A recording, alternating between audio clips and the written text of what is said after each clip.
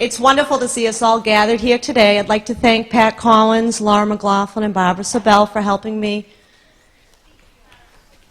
arrange this event.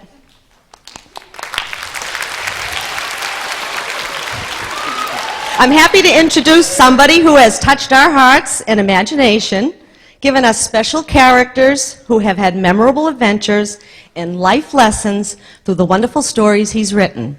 Ladies and gentlemen, Gordon Korman.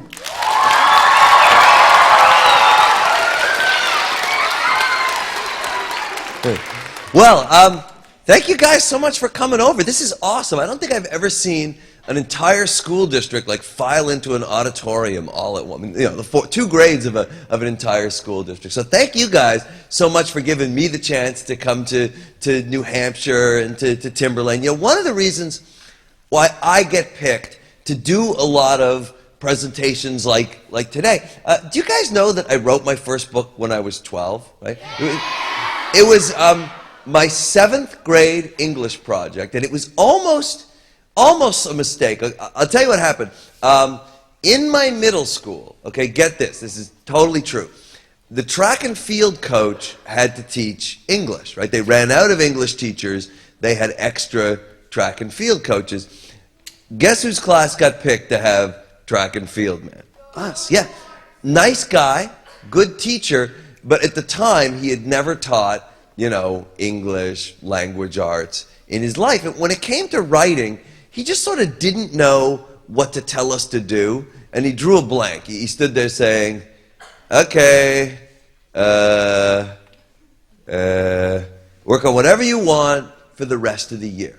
And it was February, right? From February to June, we had a class period every single day to write one story. And, you know, I got kind of into it, and I started taking it home, right, working on it at night, and this is what I wrote.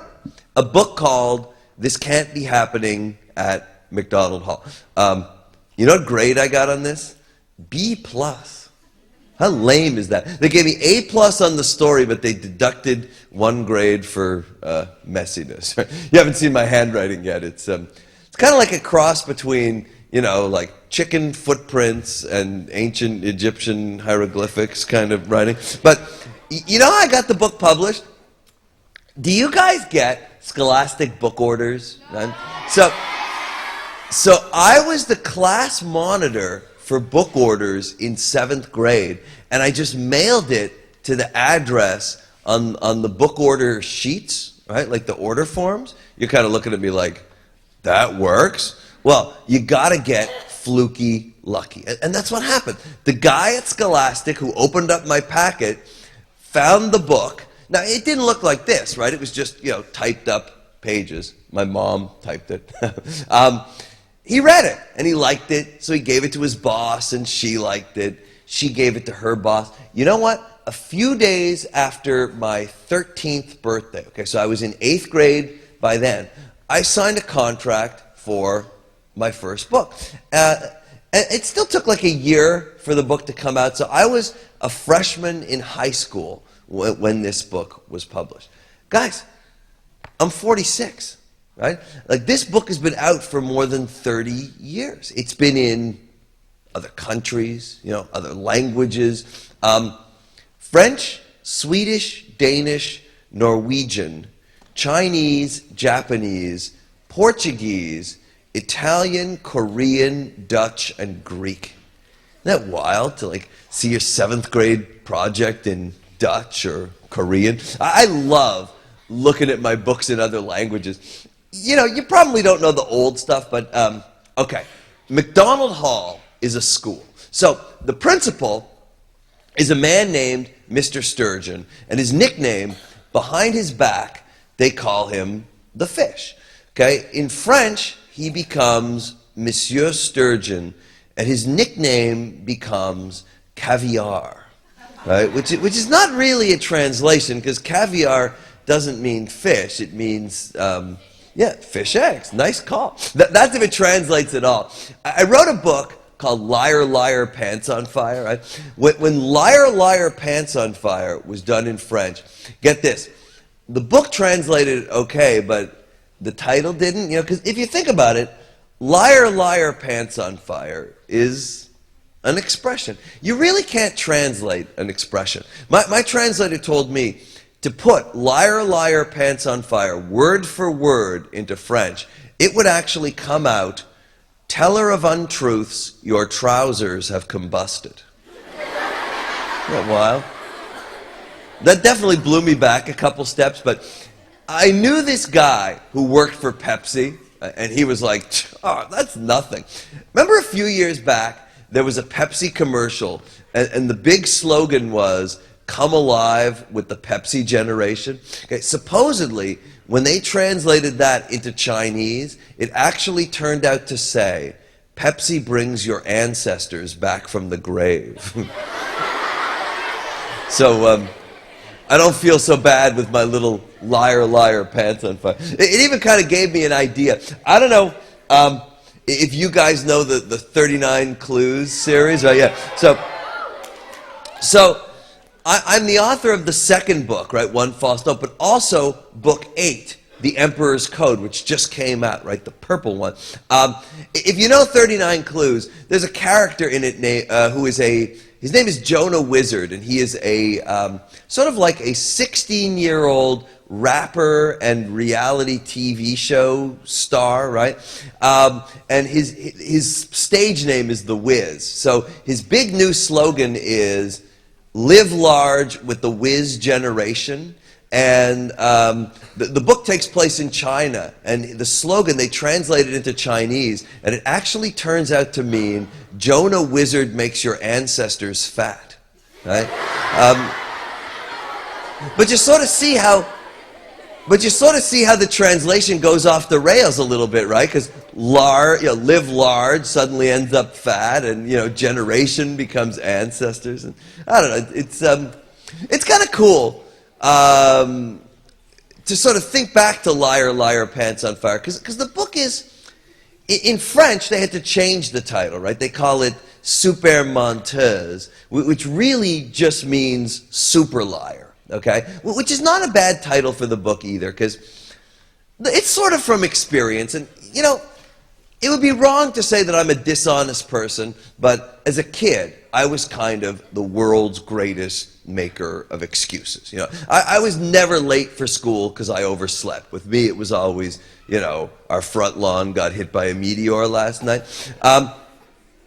Which is not to say that the book is my autobiography, right? Just because you're writing from experience doesn't mean it has to be all true. And that was my biggest problem in elementary school, writing, that every time a teacher said to me, write from experience, I thought it had to be all true, right? You had to write about what happens, exactly how it happened. I would write some of the most boring stories, My dinner at Grandma's, We had soup. Dave got noodles on Louise's shirt. Louise hit Dave with a pork chop. And it would almost sound like, you hired a newspaper reporter to sit in on this family dinner and write down everything. But see, if my teacher said write from imagination, I would go all the way the other way, and there'd be no reality, right? It would come out like Moose People from Neptune or something completely bizarre. Truth is, you use imagination when you write from reality, and you use reality when you write from imagination. I wrote a book called No More Dead Dogs, okay? And the main character is a guy named Wallace Wallace. Wallace Wallace is totally from experience. He's actually based on my dad. Not that my dad is in middle school, obviously. My dad is one of these guys who, it's good to be honest, right? My dad is so honest, it isn't even good anymore. Like my dad is honest to the point where he offends people. So I created Wallace to be like a kid version of my old man. I mean, when Wallace was 3, his mom was complaining that the dry cleaners had shrunk her pants. 3 years old, he looks up at his mother. Oh no, Mommy, the pants didn't get smaller. Your butt got bigger. Here's the thing. He's not being rude. He's not being mean-spirited. this is just how he communicates, right? With absolute, unwavering honesty. He tells his piano teacher that her fingernails remind him of velociraptor claws.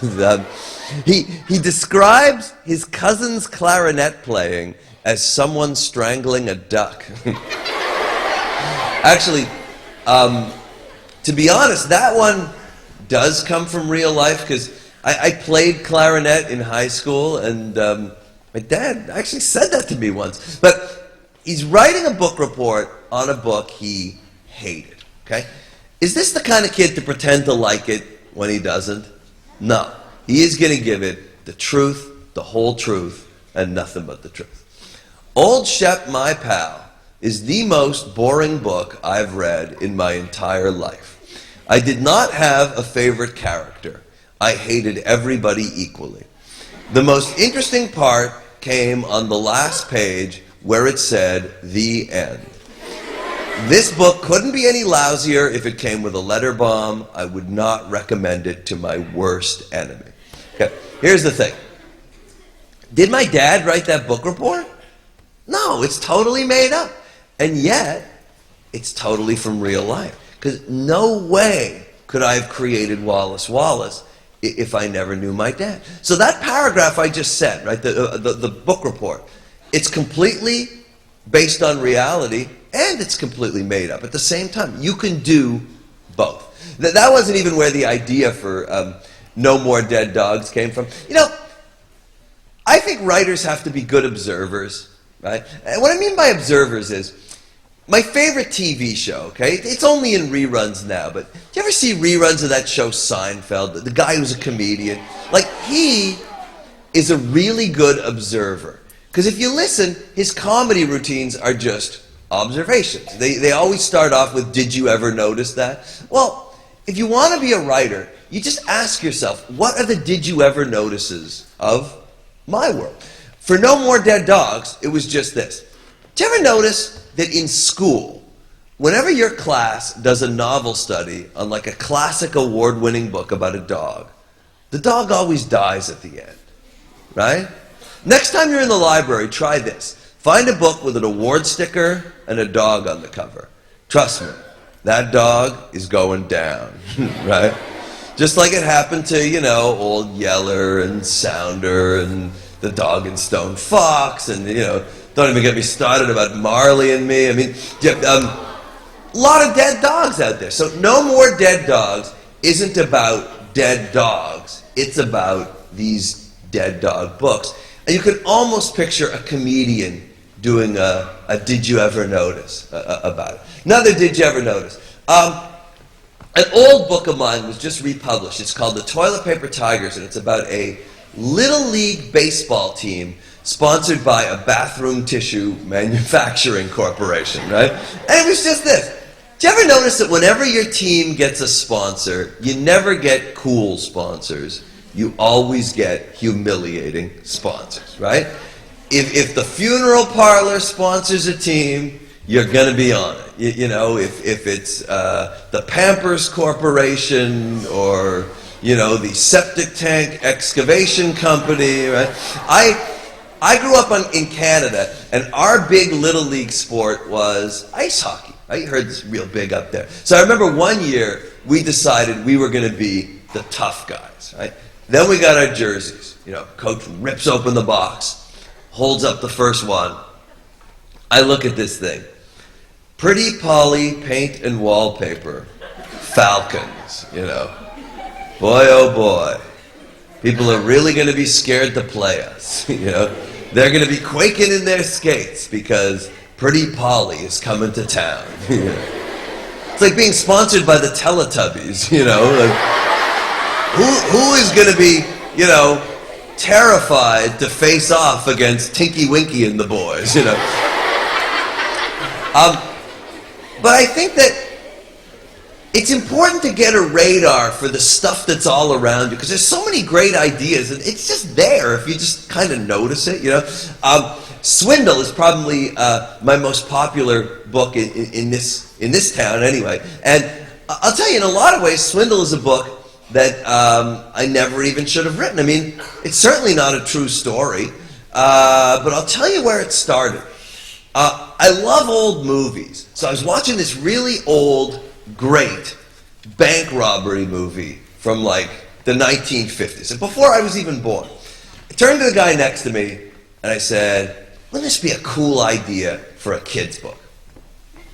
He looked at me like I had a cabbage for a head, like, bank robbery? Why would kids be committing a Class A felony, the maximum penalty for which is like 20 years in jail? But see, it wasn't the crime part that intrigued me. It was the caper, the operation, and I knew that if I filled with the details, I could come up with a way to make this story work. Filling with the details. Obviously, they're not going to be robbing a bank. What if they're stealing something different? And, okay, what if they're not stealing it, they're stealing it back, right? They're stealing back something that is rightfully theirs to begin with. That's the idea for swindle, right? A kid finds a 1920 Babe Ruth baseball card. Well, some of these old cards are valuable, right? So he takes it to a collector, like a professional card dealer, to figure out what this thing is worth. The guy totally rips him off. I mean, lies, says it's worthless, buys it cheap. Turns out this card is worth, you ready? $974,000. Right? It is the second most valuable sports collectible in history. It's going to sell at an auction for like $1 million. Well, if you think about what the guy did, the collector, I mean, pretty horrible. It's unethical, sleazy for sure. But you know what? Unless you can prove that this man lied to you, like unless you had a tape recorder running while he was telling you the card was worthless, you can't actually show that this guy did anything wrong. Bottom line, the only way to get the card back is to steal it back. Now, it's not so easy to get, right? The card is locked in a safe. The safe is locked in a house. The house is protected by, like a high-tech burglar alarm system. And like that's not enough, the guy has a vicious attack dog, right? So I thought back to my bank robbery movie. Did you ever see these great old films, the old heist movies and robberies? Does one guy rob a bank? No. It's a team, right? That's exactly what they do in swindle, is they put together a team of kids, right, with the special talents they need to get into this house, get the card, and get back out. For example, okay, one girl is a climber. Well, if you can climb a mountain, you can probably climb a house, right? So her job is to scale the wall, get up on the roof, let them in the skylight. The electronics whiz takes out the alarm. One girl is really, really good with animals, so she becomes almost like the dog whisperer. Like her job is to keep the Doberman from ripping their heads off while they're doing all this. And the skinny kid is in charge of crawling through tight spaces. The blowtorch operator, he's got the most important job of all, because if you think about it, it's pretty hard to crack a safe, but it's not that hard to just burn a big hole in the side of it, right? Reach in and take out $1 million baseball card. So, I'm very much a what-if writer, okay? All stories, in my opinion, are what-ifs, right? What if kids had to steal back $1 million baseball card? What if a Little League team got sponsored by a toilet paper company? Even true stories that nobody ever made up, they usually work as what-ifs. What if the world's largest ocean liner hit an iceberg and sank on its maiden voyage? Sound familiar? Titanic, yeah. True story, right? Nobody made it up. And it still works as a what if. So if you ever get writer's block, just ask yourself, what are the what-ifs of my story? Yeah, there's a sequel to Swindle now, right? Zoo Break, okay? And so I'm thinking about the what-ifs of Swindle 2. And I went back to my original old movie, and I thought, what other kinds of old movies did they do? Well, they did great robberies. They also did prison breaks, okay? What if there's a prison break with zoo animals? And that's Zoo Break. I've got my dog Whisperer, right? Total animal lover, okay? She has a pet monkey, Cleopatra. So one day Cleopatra disappears. You know, at first you figure it's a monkey. She ran off. But a couple weeks later, the class goes on this field trip to an animal exhibit housed on a big boat. It's called All Aboard Animals. They look in the monkey cage. Who do they see? Cleopatra, yeah. And the Zoo Break is the plan to bust into the zoo boat and bust out the monkey. And I've got my team from the baseball card heist in Swindle to execute Operation Zoo Break. But different plans, so it needs different stars, right? Like the star of Zoo Break turned out to be the skinny kid, because this boat, when it's locked up at night, the only way to get on board is to crawl in through the ventilation, and Ben is skinny enough that he can actually crawl through the duct like it was a tunnel. So he's crawling, you know. Now he's actually going through the ceiling, okay? So when he reaches the heat grating, he looks down, expecting to see the monkey cage. He does not see the monkey cage, okay? He sees the security guard asleep in his cabin. Now, the security guard is this guy, Klaus, okay? Klaus is 6'8", 280 pounds. Picture like an apartment building with feet, okay? That is Klaus. So Ben looks down and sees an apartment building with feet, okay? Gets even worse. At that moment, the guy's eyes pop open, okay? He's looking straight up at Ben in the ceiling. Kid is so freaked out he kind of loses his balance. His shoulder knocks the grating out of the ceiling, okay? Ben and the grating fall right on top of Klaus, okay? Kid's doomed. I mean, he is in a tiny cabin with, you know, a monstrously huge security guard. But he gets lucky, okay? Klaus sits up in bed. Ben gets his foot on the guy's shoulder, hoists himself up into the ceiling. He just takes off, right? Crawling like mad. Klaus is so shocked and angry and kind of half asleep still. He climbs right into the hole of the ceiling and tries to chase Ben. Okay. Ben's skinny. He fits up there. Is Klaus skinny? No. Guy's huge, right? His shoulders are so broad that as he forces himself forward through the ducts, he kind of gets wedged in there. He can't go any further, but when he tries to back up, he can't go that way either, right? He is stuck in the ceiling. And that's why the Zoo Break works, because the security guy is totally immobilized. And it gives the team a chance to sort of look around.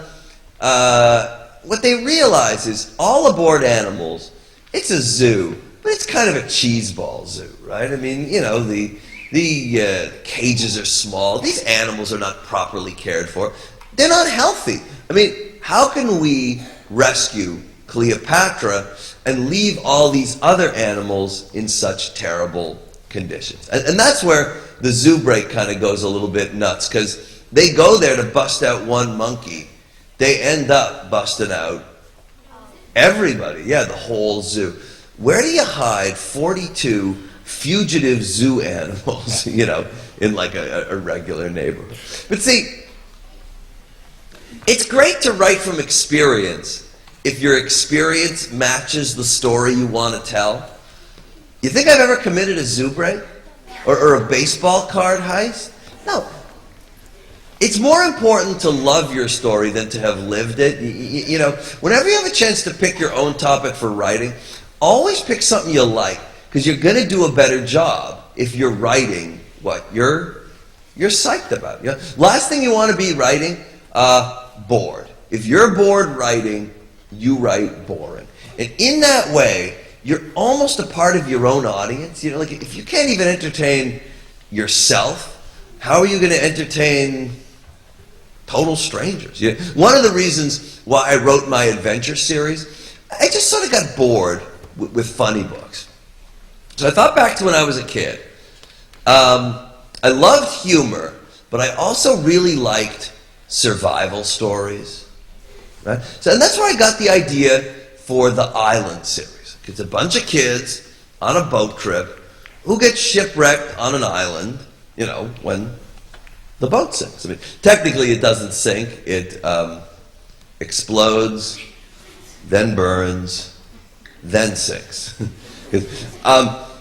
Already you can see this is totally different from my funny books. I mean, for starters, it isn't funny.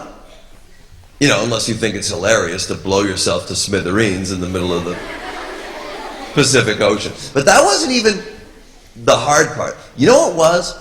Before Island, I'd always written from experience. Where do you get shipwreck experience? I mean, do you even want shipwreck experience if you can get it? So, I had to replace the experience with research, okay? And 99% of it was just reading. I mean, I read about islands and shipwrecks and rafts and sailing. You know, I have a son who's in 5th grade, right? So probably about your age. He's a total video game head, and he's just discovered that you can go on the internet and find these cheats for your games, right? Which are not really cheats. You know what they are? Research. So now when I do research for a book, I'm just looking for cheats for what I'm writing. Now, I'll give you an example. 4 kids floating around on this raft. It isn't even a raft. Like, it's a busted piece of wood that blew off of the boat when it exploded. So, first research topic. What are the biggest dangers of floating around the widest part of the largest body of water on the planet like that? Does anybody know, by the way? Because it was not what I expected. Yes? Sharks? See, that's what I thought. I was positive that sharks would be number 1. They didn't even make the top 10, actually. Yes? That was not on the list that I saw. I mean, certainly if you're in the area of one and it erupts, it could be pretty dangerous, but it wasn't on my list. Yes? Well, tidal waves would sort of knock you off the raft and you would drown, right? Drowning was number 3. So really, really close, but there's still 2 things higher up than that. How about the very top then? Well, hurricane would probably be drowning again because it would sort of churn up the water and you'd fall off. Yes? Yeah, all these bad I think lightning was up there, but it was a little bit lower down. Yes? Starvation? Starvation, right? You got nothing to eat on that raft. Starvation was actually number 4, okay? But you got it. Just think, what can you go without even less time than food? Okay? Yes? Water. You got tons of water. Can you drink the ocean water? No. So, dying of thirst, right? Dehydration was number 1. You know what number 2 was? Sunburn. Isn't that wild? In tropical shipwrecks, more people die of sun exposure than drowning. Okay, guys, now I've got my cheat. Because now I know that when my characters end up on the raft, if they're going to survive, they're going to have to overcome thirst and sunburn. Okay, go back to the moment where the boat blows up. Right? It's on fire. It's about to sink. Everybody's jumping. Except there's one kid. Okay? Before he abandons ship, he grabs 2 things. They're going to seem like the most ridiculous things. He gets a rubber rain hat, and the sail is on fire. So he sort of rips down this big piece of canvas, jumps. Okay, what do they use the sail for? Yes? To purify the water? Oh, good call, but it actually wouldn't work. Like the weave of the sail is not. He was saying you could actually strain the salt out through the sail. It's a great idea, but it actually doesn't work. It's quite a bit simpler than that. Yes? Yeah, as a parachute to sort of cover them so they don't get sunburned. Okay, what about the hat? What do you think they do with that? Yes? They have to rain in it. Yeah, down by in the equator, like down by the tropics, it rains a lot, almost every day. So you take your hat, you flip it, and you use it as a rain catcher, right? No salt in rain, you got something to drink. So here are these kids who are stranded on this raft for like a week before they even get to the island. There is no way I could have kept them alive for 7 days without research. And the more adventure stuff I did, I just got totally hooked. Like my second series was called Everest. Okay, this is what I knew about Mount Everest when I started. It's a mountain. It's big. Everything else was recent. So start reading up on Everest. Oh, guys, Mount Everest isn't just big. Okay, it is so high that if you get stranded near the top, you would have a better chance of being rescued from like the moon, okay? Because a rescue helicopter, like a regular kind, can only go up to a certain altitude. The air gets thinner up high. At a certain point, the air is so thin that the helicopter blade has nothing to push off of. Like there's no lift to the air. That happens at like 20,000 feet. Okay, Mount Everest is 29,000 feet high. So the top, nearly 2 miles is completely outside rescue range. Guys, if you get stuck way up there, you're done. Like if you can't get yourself down and your climbing partners can't get you down, you're not getting down. And that is a real part of climbing Everest. One of the things that you see as you climb up the mountain is bodies, right? Like dead bodies of climbers who couldn't get down. You know why they're still up there? They're frozen solid, right? Super high, super cold. But my first Everest research, okay? It's not the greatest research tool, but everybody does it. I just went on Google, and typed in Everest. And the first link that came up was a news update. A very famous climber named George Mallory, who was killed on Everest. They found his body in the year 2000. Okay, you know when he went missing? 1924. And he's still up there, right? Because he got killed so high up that he froze. And way, way up there, it never gets warm enough to unfreeze. Now, you're kind of looking at me like, dude, you picked the grisliest thing you could think of and wrote a book series about it? Frozen dead people on the side of a mountain? What kind of a sick puppy are you? Well, I didn't pick it to be gross. I picked it because it's extreme.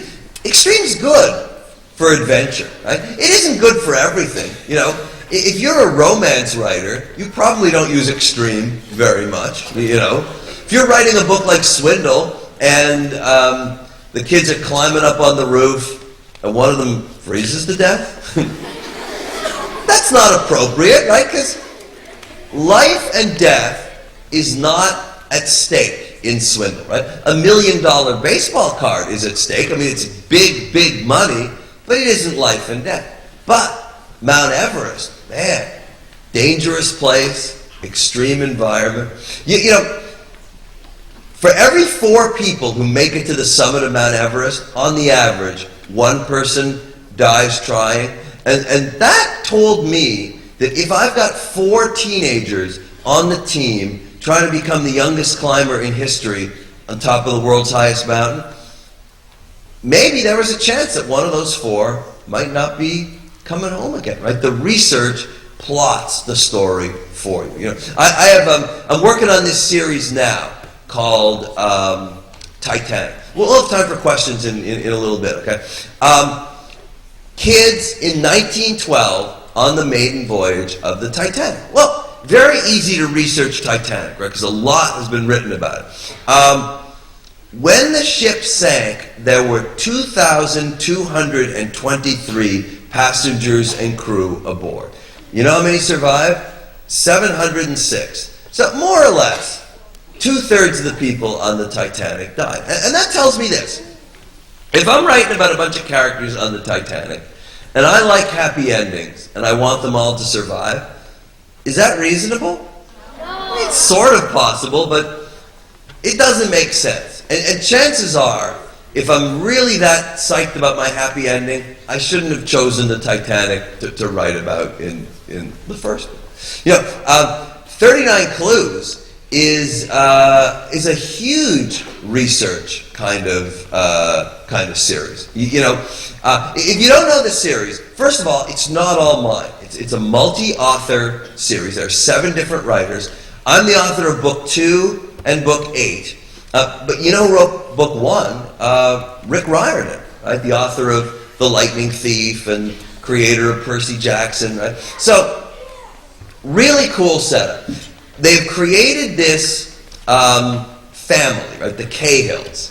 Cahill family is the most powerful family in human history. For the past 5 centuries, the most, accomplished and influential and powerful and famous people have secretly been related to these guys, right?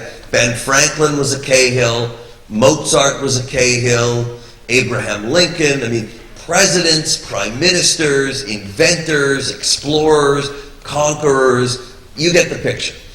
The source of this family's power is the most carefully guarded secret of the past 500 years. And the only way to uncover it is by finding these 39 clues, right, that are sort of scattered all around the world in the most, remote and bizarre and kind of dangerous locations. Okay, every 39 Clues book focuses on a famous Cahill from history. But this is what you probably don't know. You don't get to pick your own guy, right? There's editors at Scholastic, and they have planned out which Cahill each book is going to focus on. So, for book 2, One False Note, I got Mozart, right? The greatest musical prodigy of all time. Guys, do I look like a big Mozart fan to you? Well, even if I do, I'm not a classical music fan, okay? So I had to research Mozart the same way I researched Mount Everest. Actually, you know what I found out? We all know more Mozart than we think we do. Like, it's just that famous. You know who composed the music behind Twinkle, Twinkle, Little Star? Mozart, yeah. My favorite Mozart fact, though, it's a little grisly, but do you know that he died broke, like penniless, right? And it's true that in the 1700s, musicians didn't get super rich like rock stars today, right? Because,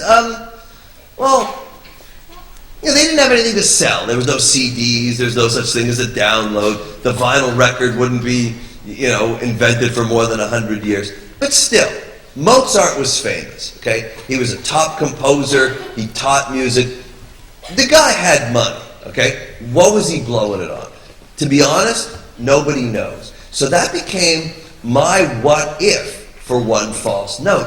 What if 200 and something years ago, Mozart got mixed up in the search for the 39 clues? Because it's been going on for centuries, right? And he became obsessed. And he started sinking all his money and all his time and all his resources into that. But guys, because he died broke, okay, way back in those days, if you didn't have money left over to pay for your own funeral, they buried you in what was called a pauper's grave, which basically means they take your body and chuck it in a big hole in the ground with like 50 other dead people, plow it over, okay, done.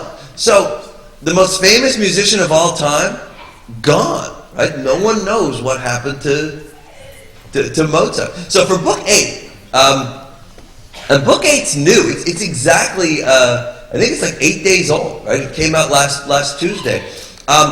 There are two famous Cahills from history. One is Puyi, okay, who was the last emperor of China. I mentioned that the book takes place in China. Puyi actually ascended the throne when he was 2 years old. Right? He was like a child, even a baby kind of emperor. And then the other famous Cahill is George Mallory. Remember the Everest guy who died on the mountain? The thing about George Mallory is they found his body. It's about 3/4 of the way up Mount Everest. But nobody knows one thing. Did he die on the way up or the way down? Like, did he climb the mountain, he got 3/4 of the way up, and then he had an accident and died, or did he succeed in making it to the summit of Everest, and it was on the way down that the mishap occurred and he was killed? It's impossible to know, right? So that became my what if for book 8, right? What if Puyi was a Cahill, he was working on the 39 clues, he succeeded in creating a clue, he bottled it, he needed to hide it, right? And he came up with the safest place on earth at the time, right? The summit of the world's highest mountain that had never before been climbed. So he contacted his distant Cahill cousin, George Mallory, at the time the greatest mountain climber in the world, to put it there for him. Mallory succeeded, planted the clue, died on the way down. That means that the clue is on the summit of Mount Everest, and Amy and Dan Cahill have to get it. But more important, they have to get there fast. Now, remember when I said that no helicopter can reach the summit of Mount Everest? There is one rare exception to this rule, okay? 5 years ago, French scientists created this super ultralight helicopter called the A-Star that is so unbelievably light that it doesn't need very much lift and it can reach the summit. If you see a picture of this thing, it's so light, it doesn't even look like a helicopter. It looks sort of like a giant hamster cage with a rotor blade on it. You know, there's almost nothing to it. In 2005, 2 pilots took this thing to the summit of Mount Everest. They didn't exactly land, but they rested one runner on the summit. They never shut off the motor for fear that they wouldn't get it to start up again. But this helicopter spent 30 seconds on the summit of Mount Everest. And Amy and Dan have to find the secret hangar where the A-Star is being kept and use that to get to Everest to recover the crew. And that's what's so awesome about this series is the places you get to go. China was unbelievable. Like Great Wall of China, which is really not even a wall. It's 20 feet thick. It's almost like a long building. But it would, if you put it in America, it would stretch from New York to LA, make a right turn, and extend up to Portland, Oregon. Right? You ever heard of the Shaolin Temple? It's this sort of remote place in the middle of China, and it is the birthplace of all martial arts, right? It's where Kung Fu was developed, and all other martial arts, karate, judo, taekwondo, all that came from Kung Fu. The first emperor of China, when he died, he wanted to be protected in the afterlife, so he had his artists create an army, like a terracotta army, something like 9,000 terracotta soldiers buried in a tomb along with this old king. The one drawback, the thing that gave me the hardest time with 39 Clues, it's going to seem kind of dumb, I didn't go first. Right? One false note is book 2. And normally, being a writer is a great job if you happen to be a control freak, just because when you write, you're in control, right? You describe the place, you describe the people. It's your call, what they say and what they do. Even something as simple as, how does a character say hello? Right? Does he say hi? Does he say, yo? Does he say, what's up? Does he say, how you doing? How are you? I went to high school with a guy, seriously, for 4 years, he never once used the word hello. he always used to say, "Greetings." Exactly like that too. You know, phone rings, hello, brief pause, "Greetings." Well, none of you guys know my friend. Don't you have a feeling in the back of your mind for just the kind of doofus we're talking about, right, based on one word? Well, if you can get that much personality out of a single word, think how much you can get out of dialogue. But see, for one false note, I wasn't creating Amy and Dan's dialogue. Right? They had been talking for an entire book before my book even started. You know. Now, luckily, if you're a Percy Jackson fan, like Rick Riordan writes awesome dialogue, and in every way, he set the other writers up beautifully with Amy and Dan. I mean, for starters, well, they're orphans, right? Their parents were killed in this mysterious fire. Their nearest relative is their grandmother, and she has just died, right? So Amy and Dan Cahill truly and honestly believe that they are 100% alone in the world. But what they discover is, not only are they not alone, they're members of the most powerful family of all time, right? With relatives like Abraham Lincoln and the Emperor of China. At their grandmother's funeral, they're given a choice. Their share of the inheritance, which comes to like $2 million, or the first of the 39 kids. Back to Mozart, like a little bit more my speed musically. I wrote a book called Born to Rock, which is about a kid who discovers, it's more for teenagers. His dad was a punk rock star from the 80s. Can you see the cover from, probably not in the back. It's a baby with a mohawk, right? In 69, actually 70 books, because Emperor's Code is out now. This is the only time they ever used my idea for a book cover. But if you look close, right, that's a photograph. Nobody drew that. Obviously, we didn't go out there, you know, find a baby and mohawk the poor kid. You know how this cover was done? Photoshop. You know, one of those computer programs where you mess with photographs, like you take a picture of your mom and place her head on the body of a gorilla, you know, create your own Mother's Day card. Okay, so they found a guy with a mohawk, they removed his face, they put in a baby face. It took like, I don't know, 20 minutes on the art director's computer. When I was a kid, I mean, if you look at a book cover, it would always have a scene from the story. You think there's a baby with a mohawk in Born to Rock? See, this cover isn't from the book. It's almost a goof on the story. You can really have fun with covers these days. It doesn't have to be funny. You know, my newest book, also older, is called Pop. It's kind of an oddball friendship between a high school football player and a retired NFL linebacker. This guy Charlie Popovich, whose nickname was the King of Pop. So the football of the story is, kid's a quarterback, he's really good. He doesn't like to get hit. Well, Charlie Popovich, he was the king of pop, right? As a player, he was the toughest guy in the league. He loved putting a body on somebody. There's such a culture of collision in football that getting hit almost starts to feel good. So the story is the tough NFL veteran kind of toughens up the young quarterback. What do you put on the cover? Well, if you look at Pop, it's just a football helmet, right? But if you look super close, I don't know if you can see it from there, it's vibrating very, very slightly. That's the Pop. And that's what these cover guys do so well, is they can find that one image to sort of represent a story. You know, my favorite cover is Schooled, right? People, when this book first came out, used to come up to me and they'd be like, okay, I don't get it. They levitate a school bus in front of a giant peace sign.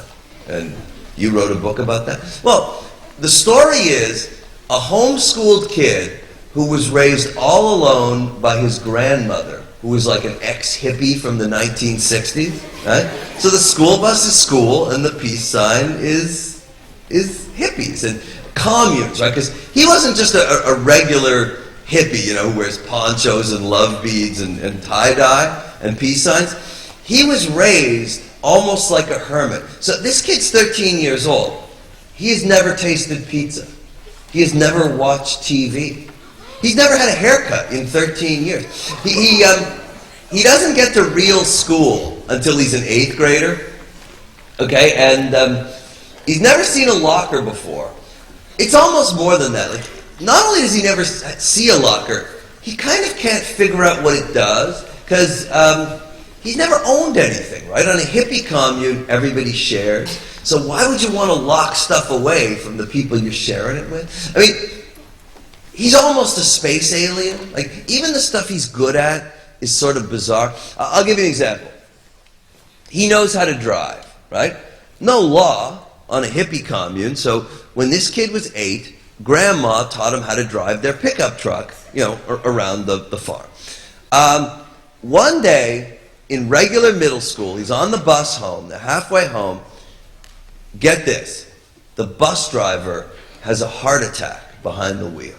Right? So clutches his chest and just rolls out of his seat. Okay? All the other kids, I mean, they're kind of like, Cap, short for Capricorn, very, very calmly, you know, gets up, steps over this guy's body, sits down at the wheel, and drives the school bus to the hospital, right? Saves this man's life. So, in one sense, Capricorn Anderson is the biggest dweeb this school has ever seen, by far. And yet, in another sense, kid's a hero, and he can do stuff that nobody else can come close to. But getting back to research, okay? When I wrote Schooled, I researched hippies. When I wrote Born to Rock, I researched punk and the music business. And you can research all that stuff the same way you research Mount Everest or China or Mozart or anything. Anyway, we do have some time if you guys have questions. And you are first. If they were climbing Mount Everest, they could bring a parachute to the top and jump off. Oh, he's saying, climbing Mount Everest, why can't you bring a parachute and jump off? Well, Mount Everest is sort of a very broad mountain. So there may be a couple of places where there are kind of cliff faces that you can jump off, but you cannot, like, parachute from the top of Mount Everest and get very far. You know. And the other thing is, again, the same kind of thing that makes a helicopter not get a ton of lift out of the air. Very high on Everest, a parachute won't. It can work, but you really have to be lucky and be in exactly the right place for it. Yes? What's my favorite book that I've written? You know, I don't have a favorite. I tend to get the most psyched about the newer books. So for me, it's like 39 Clues and Pop and Zoo Break. But that doesn't mean that those are better than all the others. It's just sort of what I'm psyched about, you know, right now. Yes? Mm-hmm? Oh, Framed. Framed is the sequel to Swindle and Zubrik, right? Like Swindle 3, I guess you'd call it. Framed comes out in September, and I have a copy of Framed right now, but an advanced copy, but it's in the trunk of someone's car. but Framed is, okay, Griffin is a 7th grader now. He's in a different school, and his school has a Super Bowl ring. It's a 1969 New York Jets ring that had been donated by one of the coaches. It gets stolen. Right? One morning, everyone shows up at school. The display case has been tampered with. The ring is gone. And you know what's there in its place? Griffin's retainer. Right? So you can tell what it looks like. Everyone knows Griffin's retainer falls out a lot. He must have stolen this ring. In the process, the retainer fell out, but in the heat of the moment, he didn't notice. He's innocent, okay? Turns out he lost his retainer a couple days before. Someone must have found it. That person stole the ring, planted the retainer, to frame Griffin. So the operation is actually a sting operation to find the guy who really did it and prove Griffin's innocent. How about the back there? Yeah. Mm-hmm. If I, as a writer, would I ever write?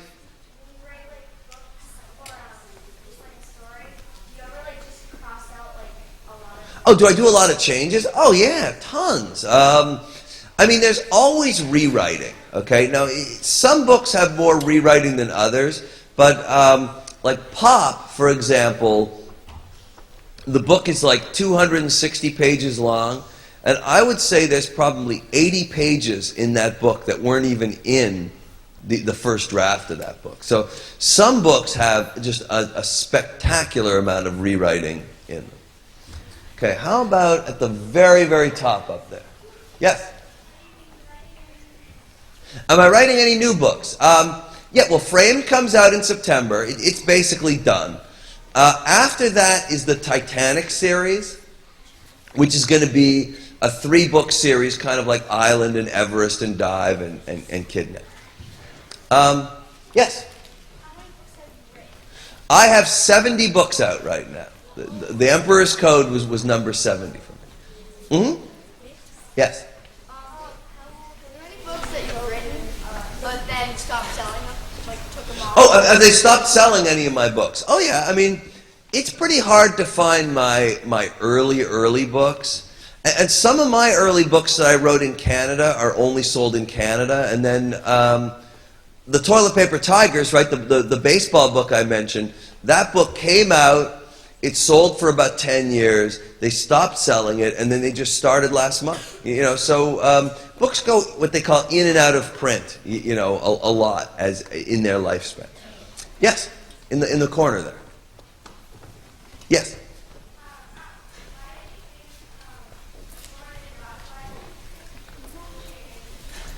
Oh, you mean Julia Roberts? You know, when I wrote when I wrote No More Dead Dogs, and Rachel was writing letters to an actress, I sort of had to choose an actress who I didn't want her to be too old, but I also didn't want her to be sort of, you know, famous one day and forgotten the other, forgotten the next. So I sort of thought that Julia Roberts was, at the time, don't forget that book came out 10 years ago, still young enough to be a leading lady, but established enough that she wasn't going to disappear. Yes? Mm-hmm? That guy, like, you said in 1924, he, like, George Mallory, yes. Yeah, well, what if there was, like, what if, you know those things that get attached to the mountains? Well, it was probably so low down and it fell right on it and died. Oh, you mean like a spike, kind of? Yeah. I think he just, you know, really high on Mount Everest. They actually call it the death zone because there's a certain level where you're just dying, right? There's just not enough air in the atmosphere. It's just too alien. It's almost like being partway into outer space, right? A human being shouldn't be there. So George Mallory, all he might have done was fallen and hit his head, right? And knocked himself unconscious for a while. But see, because of the atmosphere he was in, when he finally did come to, he might have been in such a weakened state that he couldn't go anywhere and he just eventually died of hypothermia. Or he never came to. He just, he hit his head and it wasn't such a bad injury, but it just wasn't gonna, you know, if he had done it at sea level, he would have come to pretty easily, but in this case he just couldn't because it's such a bad and difficult and forbidding place. Yes, how about in the front row of the back part?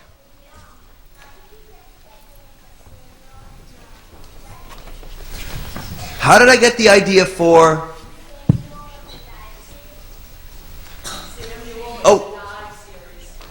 Oh, you mean Samuel Higgins? Yeah.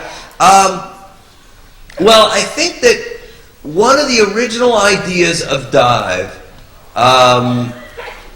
was the explanation of, like, most of the book was about these kids scuba divers finding a shipwreck, but I wanted to sort of create a backstory that explained how the shipwreck got to be the way it was, you know, in the first place. And so Samuel was sort of the star of the backstory. Yes? I've never met Jeff Kenny. He lives in New England, though, somewhere, doesn't he? He's in, like, Rhode Island or something like that. But I've never met him. I love his books, though. Yes? Hmm? How old were you when you wrote your second book? Oh, good question. I wrote my first book when I was 12. How old was I when I wrote the second one? I wrote my second book in the summer after 8th grade. So I was almost but not quite 14. Right? I'm an October birthday, so I don't turn until late in the year. What happened was, after I wrote that first book for school, I wrote the second book almost to prove I could do it again, and it became my hobby, and it went from, like, project to hobby to summer job to real job. So in those days, I wrote a lot of stuff kind of on the weekends. I'm sorry, in the summers. Yes? Mm-hmm? Am I friends with any other writers? I know a bunch of other writers. I'm not best friends, but John Sheska, who is the former national ambassador for Children's Lit, is a friend of mine. Dan Gutman, right, who writes the sports books and My Weird School. I've met, tons of authors. You know, Judy Blume and Beverly Cleary, and you know.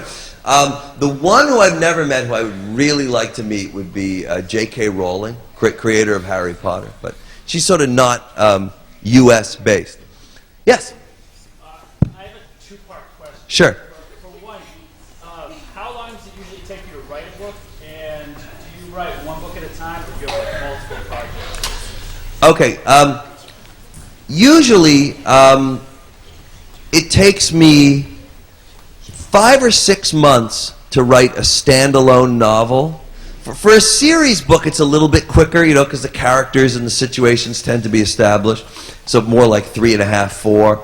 I only write one book at a time, but there's usually a bunch of stuff going, you know. So, for example, while I was writing Framed, The Emperor's Code was going through revision. You know, and I was planning Titanic. So you tend to be working on one book, planning the next, and revising the last one. Okay. Yes? Me? Mm-hmm. What was the name of your second book? Oh, my second book was called Go Jump in the Pool. That was actually the sequel to This Can't Be Happening at McDonald Hall. Okay, how about someone in the back, in the black right there? Yes? Say that again? Do I not like, oh, you mean, is there a book that I can't stand? Yeah. Not really. My really old books, like the stuff I wrote when I was in, 7th grade and in middle school and high school, I feel very disconnected from it, like it was just so long ago. I recently reread This Can't Be Happening at McDonald Hall, and I honestly didn't remember writing it. Like it felt more like something that I had read as a kid than something that I had actually written. Yes? Oh, have I been to any other schools? I go to tons of schools. On the average, I go to probably about 50 a year. And since I've been doing this for 30 years, it's probably, like over 1,000 schools in my whole life as a guy who does school visits. Yes, in the blue.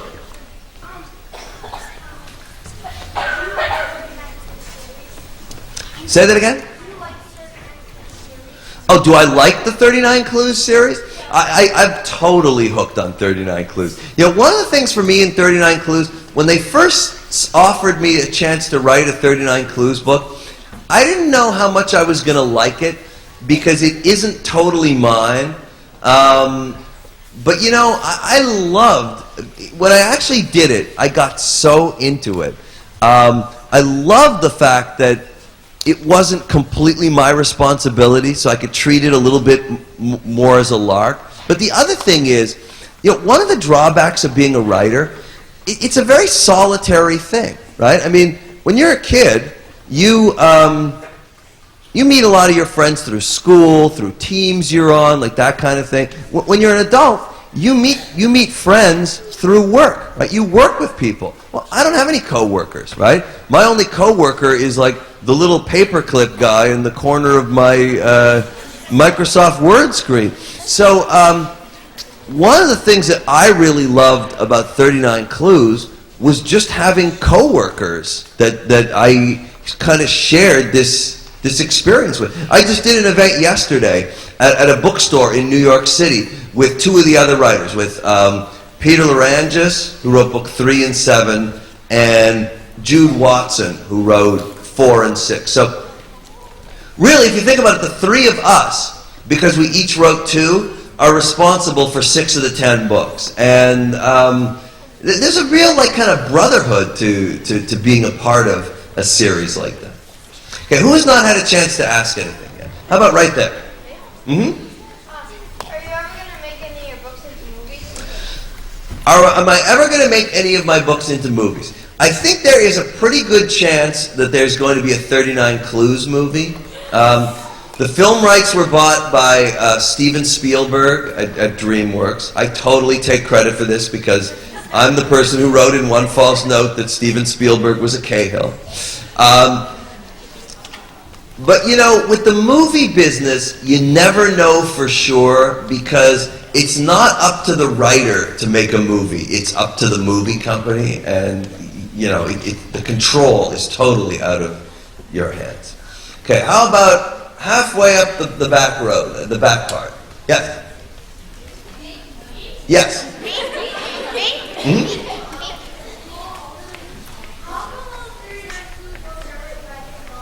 Oh, why did they decide to do different writers? I think they didn't want to end up in a situation like Harry Potter where a new book would come out and you'd have to wait 2 years for the next one. Like they wanted them to come out pretty fast, 2 or 3 months apart, and so they just, they knew that one guy could never write all those books, so they just decided to farm it out to different writers. It's been a great team. You know who's writing book 9 is Linda Sue Park, who is a Newbery writer, and book 10 is being written by Margaret Peterson Haddix, who is an awesome kind of adventure writer. So it's been a really nice team to be a part of. Yes? Mm-hmm.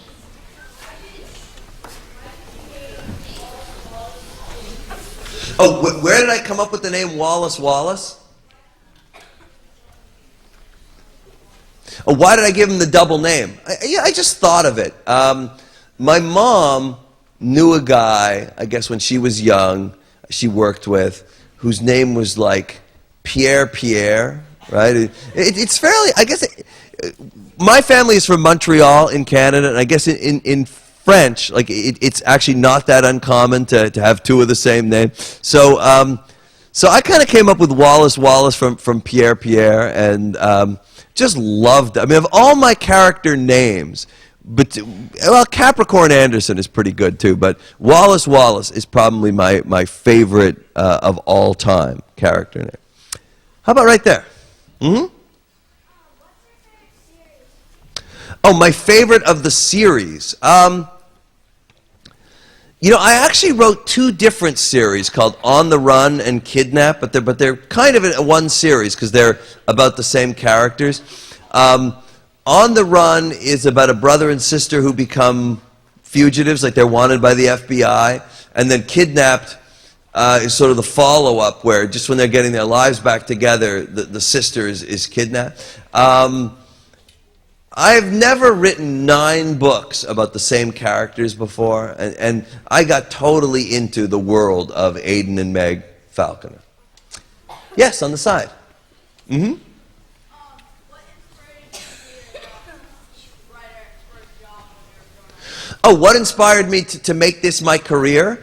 You know, it just sort of worked out that way because I got started for school and I kind of grew up writing books, so that by the time I was old enough to pick a career, I kind of already had one. Yes. Yeah, exactly.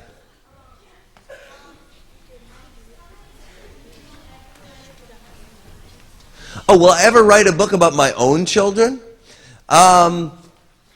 It's funny. My oldest is a 5th grader.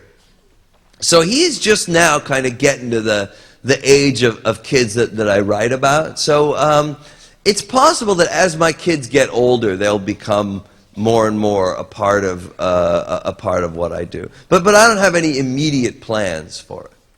Okay, how about in the white jacket there? Yeah. Oh, how many 39 Clues books are there going to be? Just 10. There are not going to be 39 books. The way it works is every book has 1 clue. So 10 clues come from the books, and the other 29 come from the cards and the website. Yes? Sure.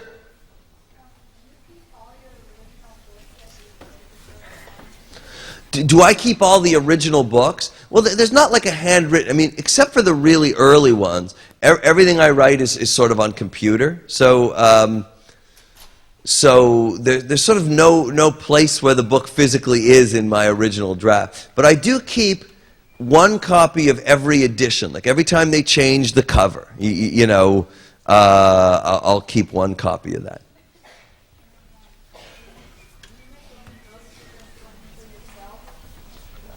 Oh, do I have any books that I've written just for myself and I've never tried to get published? I don't know. I suppose there's little stories and things that are, sitting in my closet somewhere that I've never tried to publish. I do have a couple of books that were never published. An old one, sort of on the age level of Liar, Liar, Pants on Fire, and also, there was something that I sort of stole half of and put into another book. But all authors get things turned down, too. Some of my most popular books were turned down by the first company I sent them to. No More Dead Dogs was turned down by a company. 6th Grade Nickname Game was turned down once. So you really do have to believe in yourself and be persistent when it comes to trying to be a writer. Yes? Mm-hmm. When did I get interested in writing? In 7th grade, that was kind of the beginning for me. I had never been obsessed with writing before that. I was creative. Like, I'm an only child, and you sort of learn to entertain yourself a little bit. But I was not like a writer since 1st grade or anything like that. I sort of came to it, when that 7th grade project began. Yes? What inspired me for the idea of Schooled? Honestly, I'm not a hippie, right? I was 6 when the 60s ended, so I was sort of too young. My original idea for Schooled wasn't hippies, it was homeschooled kids. What if a homeschooled kid ended up in this sort of massive, overcrowded middle school? And then the hippie idea kind of came later. I saw this documentary on the old hippie communes on the History Channel, and I sort of thought, that's why the guy is homeschooled. Okay. Yes? I have 3 kids. I have an 11-year-old son, an 8-year-old daughter, and a son who will be 5 on Saturday. Okay. Oh, yeah, I'm sorry. I've been ignoring this corner completely. Yes? What kind of books do I like to read? Probably similar to what I write. Humor and adventure are my favorites. But You know, I'm a reader, so it's pretty hard to sort of narrow it down. I'm also a nonfiction reader. I kind of got hooked on nonfiction just because of the research that I've done. How about the guy with the one false note?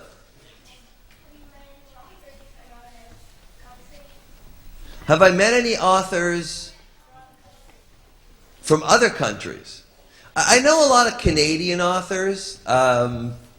Let's see, I know a couple Australian authors, some British authors, mostly from the English language world. But writers are great people. One of the most fun things about my job has been getting the chance to meet, writers from different walks of life. Okay, how about right there in the gray hoodie? Yeah.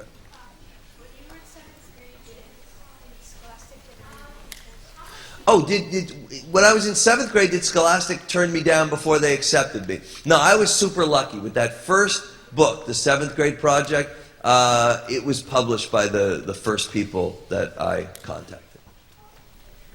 Okay, who has not had a chance to ask? How about right there on the side?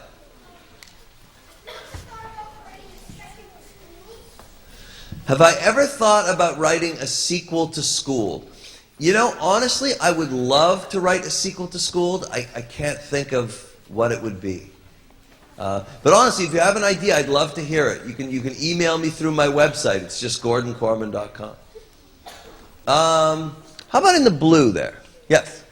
Mm-hmm.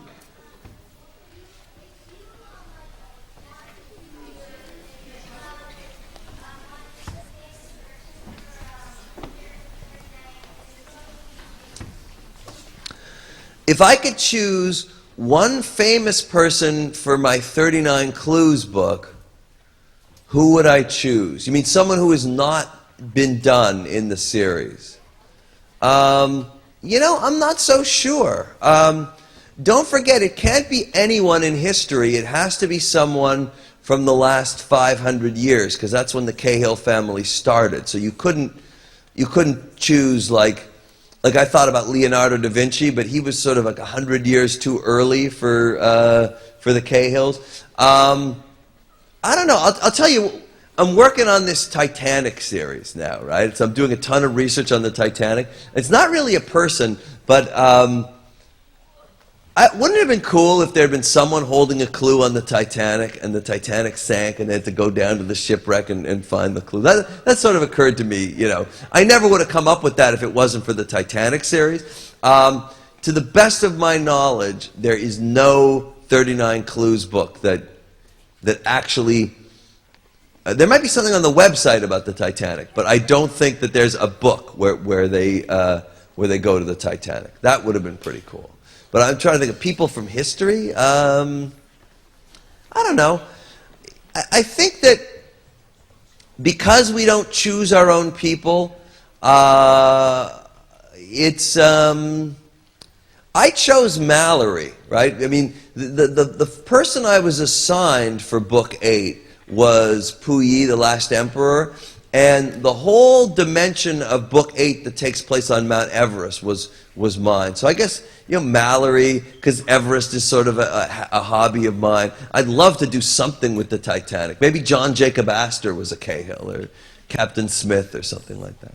Because there are a lot of really famous people on the Titanic. Okay, how about last question right there? Where do I put all my books? I just have a big shelf, like a bookshelf in my living room where I have all my books. I'm not that super crazy about the collecting of it, and at a certain point, these books end up in like boxes in my attic. Like if my Japanese publisher sends me a copy of a box with like 20 copies of One False Note in Japanese, what am I going to do with it? I can't read Japanese.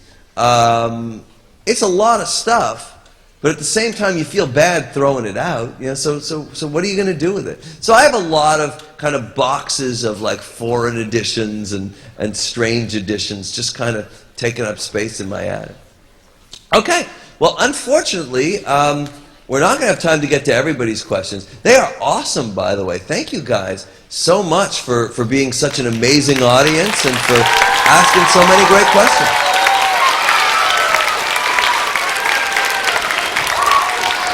Thank you very much, boys and girls. You were a great audience, and the questions were terrific. I just wanted to let you know at 4 o'clock this afternoon, Mr. Korman will be here again. He's going to be speaking to the staff, and everyone is welcome to come back and visit with Mr. Korman. We want to thank you. I'm going to have the schools dismissed one by one, and we're going to start with Danville. We're just going to have some patience while we get out of